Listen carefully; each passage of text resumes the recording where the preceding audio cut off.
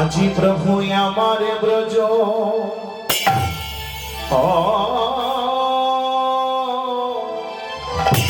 ব্রজ ভাবে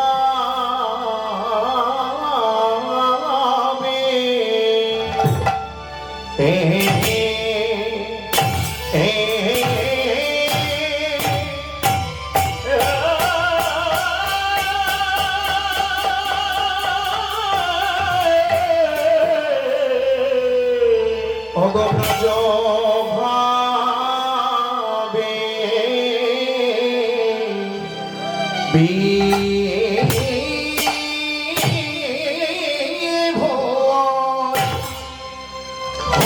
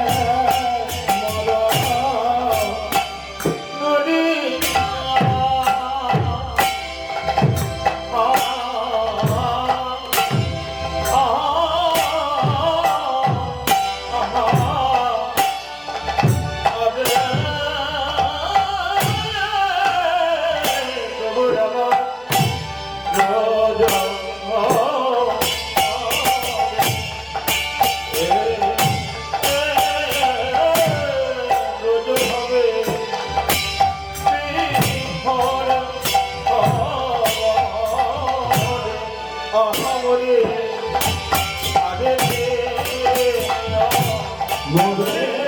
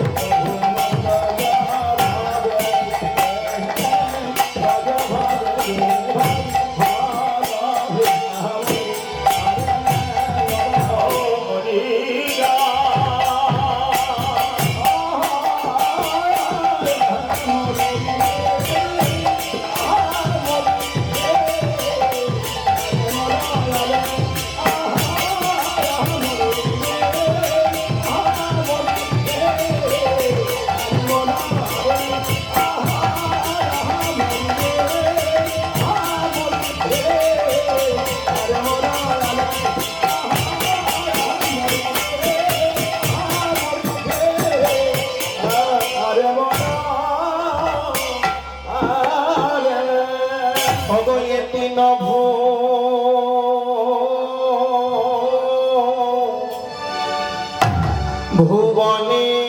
ভুবনের মাঝে আর কি বা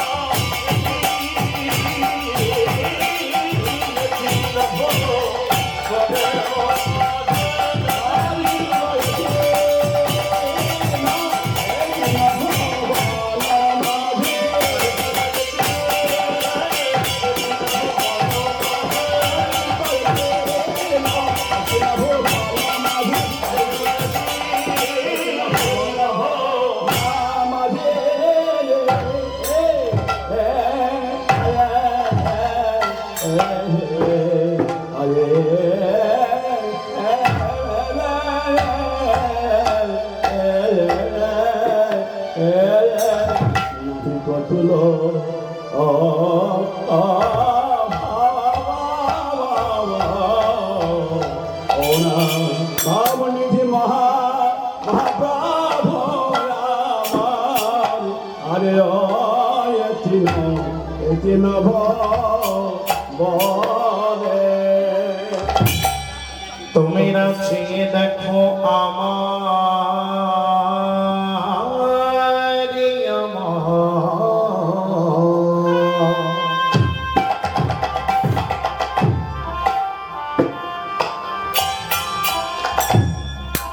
অবয়তি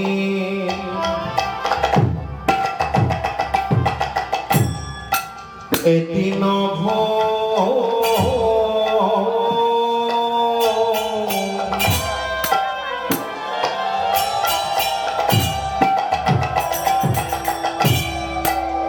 ভুবনে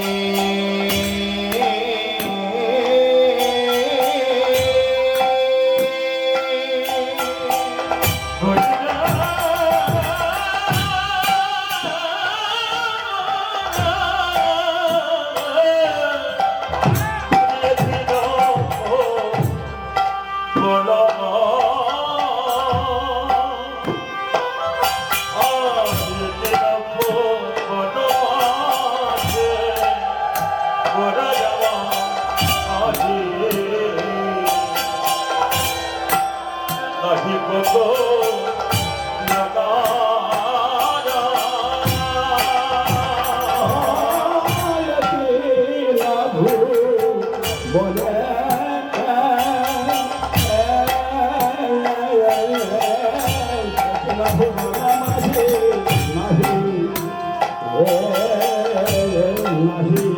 কত লনা লনা হে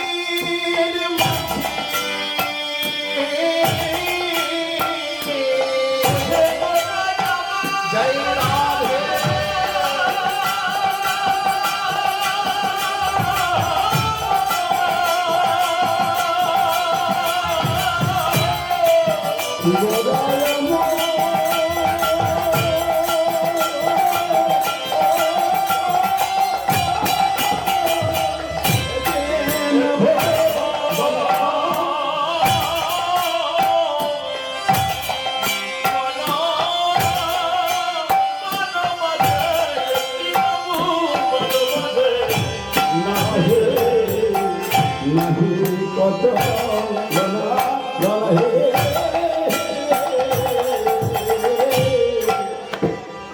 নানা তারে তুলনা হয় না তার তুলনা হয় না তুলনা হয় না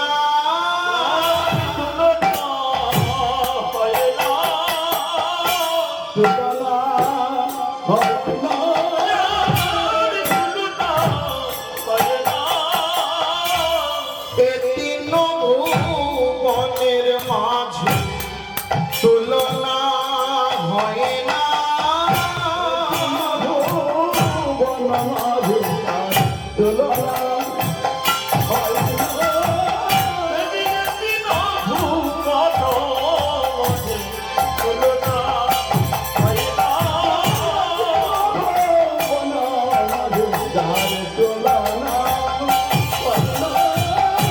আমার গোনা মালির স্বামী কারো তুলনা হয় না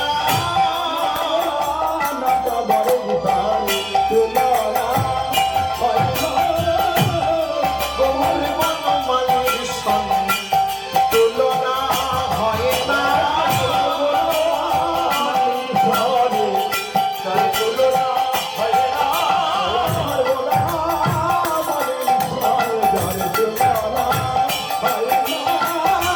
গৌর বনমালীর স্বামী কারো তুলনা হয় না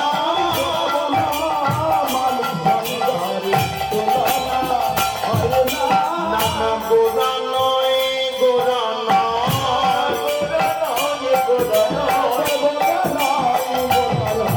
এ তো গোরা নয় যেন রাসবিলাসের পরিণতি গোরা নয় গোরা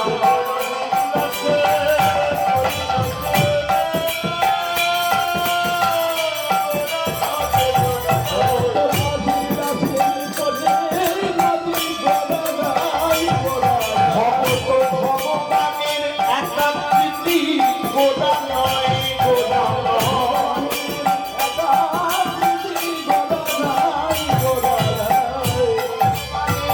একাকৃতি গোরা নয় গোরা নয়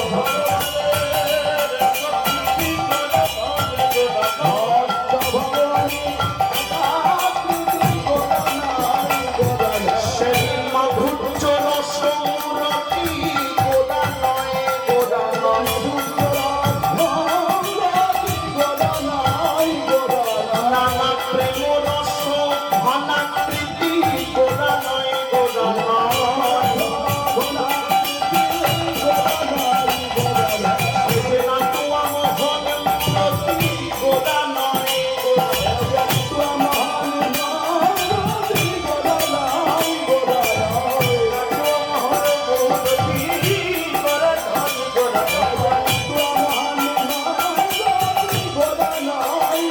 কেমন মাখামাখি হয়েছে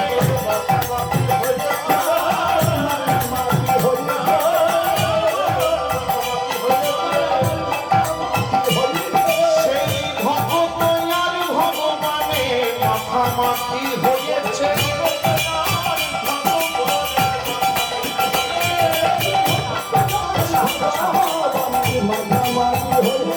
সে যে ভগত আর ভগবানে মাখামাখি হয়েছে একবার ভোগে নাও ভোগে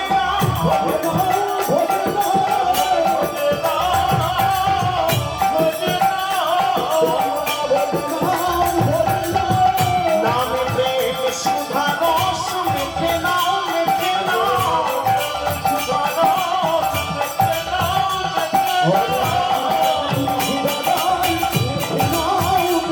একবার ভোগে নাও ভোগে নাও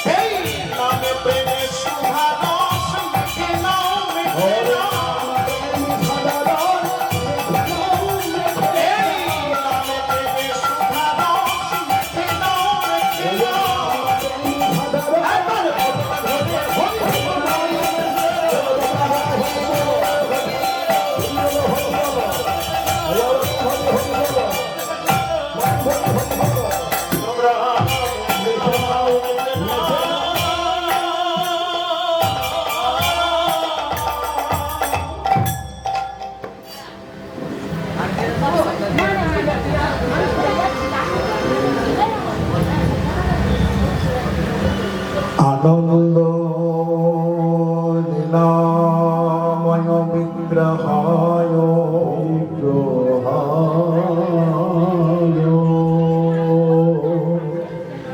হেমা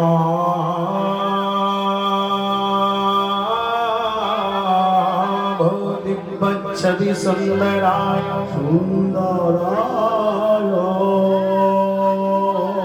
তস্मै মহাপ্রেম রস প্রদায়তে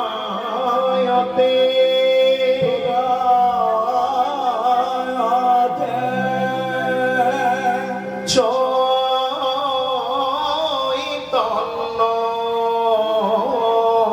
চৈতন্য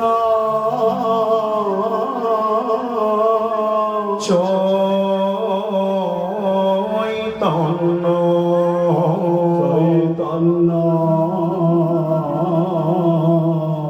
চৈতন্য চন্দ্রায় নমঃ চন্দ্রায় নমঃ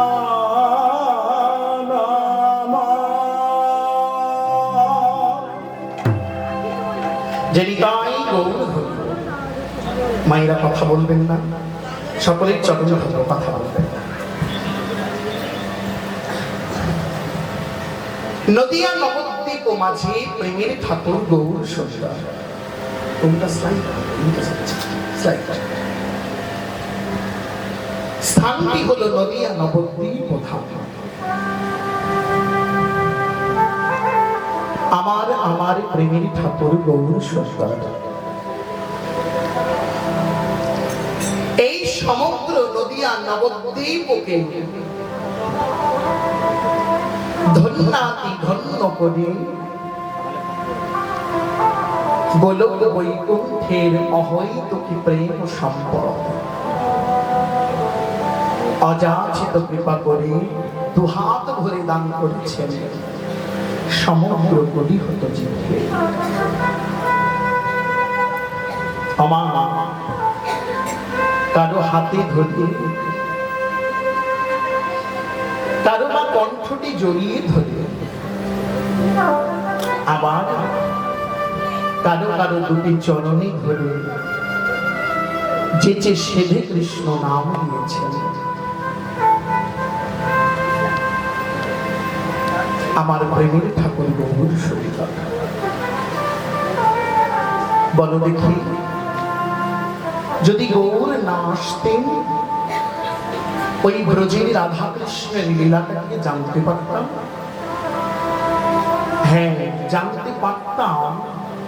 এইটুকু কি না, কৃষ্ণ শুধুমাত্র ভগবান,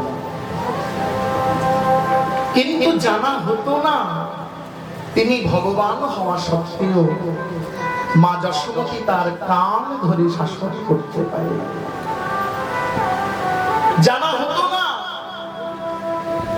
তিনি ভগবান হওয়া সত্ত্বেও ব্রজেশ্বরী রাধারানীর চরণটা ধরতে পারে। জানা হতো না তিনি ভগবান হওয়া সত্ত্বেও সখাদের বদনের এঁঠো খেতে পারে। জানা হতো না। জানলাম কেমন করে? আমার গৌরাঙ্গ এসেছেন বলে। তাই তো মহাজন ভাবির খাতায় কলম দিয়েছে, পদাবলীতে কলম দিয়েছে, আরে মরো আমার গোরা কাঁচা সোনা। দেখেছো না গৌরাঙ্গকে? অঙ্গের বর্ণটা কেমন দেখলে মনে হয় বিধাতা পুরুষ যেন তার সমগ্র সৌন্দর্য একেবারে নিংড়ে দিয়েছে। ও মাইয়া, সৌন্দর্যের দেবতা কে জানেন? সৌন্দর্যের দেবতার নাম হলো কাম দেবতা। রাধে রাধে। মদন দেবতা, কাম দেবতা, তাকে বলা হয় সৌন্দর্যের দেবতা। সেই মদন দেব, সেই কামদেব, যার ছিল পাঁচটি পান, মদন, মাদন, শোষণ, স্তম্ভন আর মোহন। ব্রহ্মার পুত্র এই মদন ব্রহ্মার কাছ থেকে 5টি বাণ পেয়ে দুরাচারে লিপ্ত হয়েছিল, অহংকারে লিপ্ত হয়েছিল, নিজের পিতার উপরে বাণ নিক্ষেপ করেছিল। ব্রহ্মা কামের জ্বালা সইতে না পেরে নিজ কন্যা সন্ধ্যাকে হরণ করল, তাতেও তার স্বাদ মিটল না। সেই বাণ নিক্ষেপ করেছিল দেবরাজ ইন্দ্রের উপরে।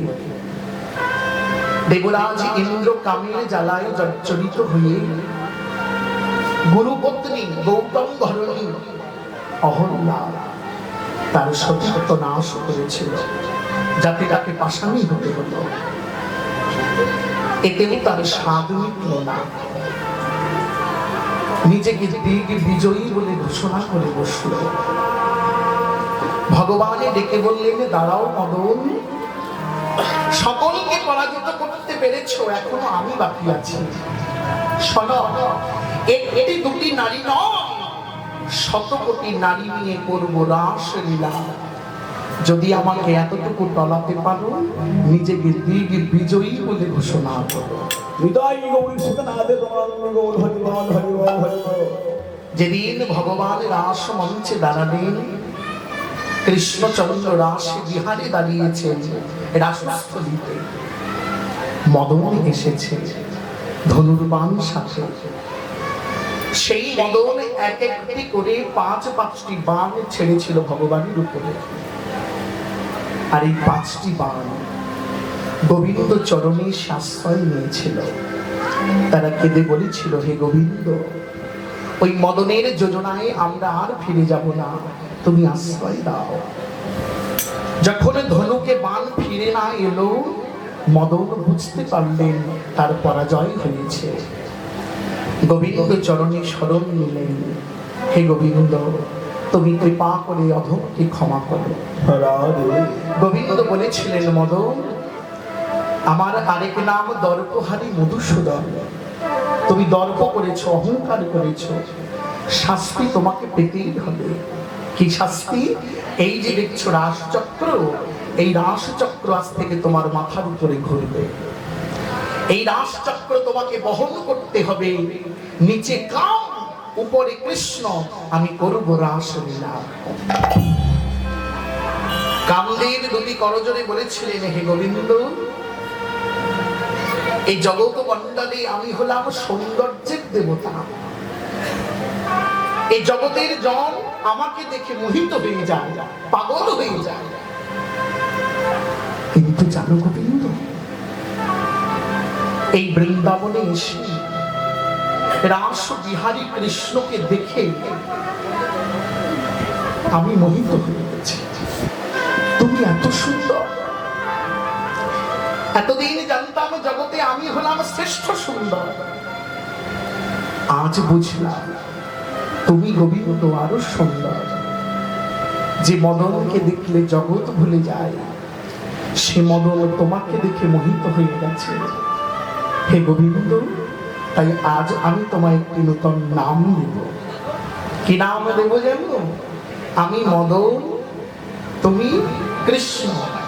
আমি মদন তোমায় দেখে মোহিত হয়ে গেছি, আমি মদন তোমায় দেখে ভুলে গেছি।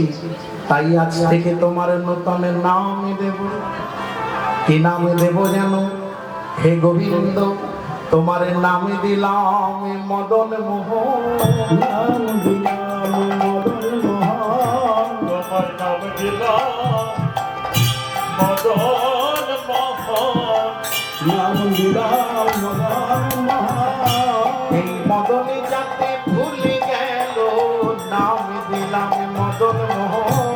মদন তাকে ভুলে গেল, নাম দিলাম মদন মোহন। মদন যাতে ভুলে গেল, নাম দিলাম মদন মোহন। এই মদনে যাতে ভুলে গেল, নাম দিলাম তুমি মদন মোহন। মদন তাকে ভুলে গেল, নাম দিলাম মদন মোহন। মদন যাতে ভুলে গেল, তাই নাম দিলাম মদন মোহন। এই রাধে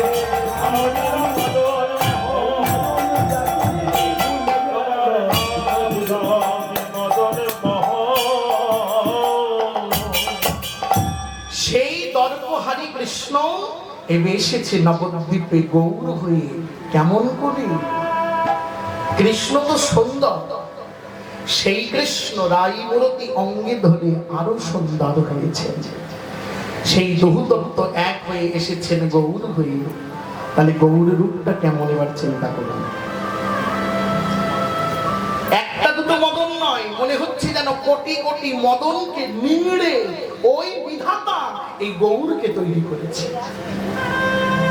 যার রূপে নয়ন দিলে জীব এমনি পাগল হয়ে যায়, আর নয়ন ফেরানো যায় না।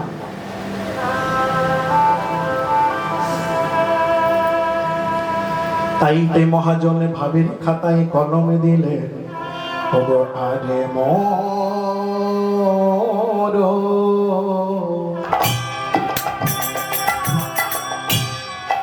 আরে মর, আরে আরে মর।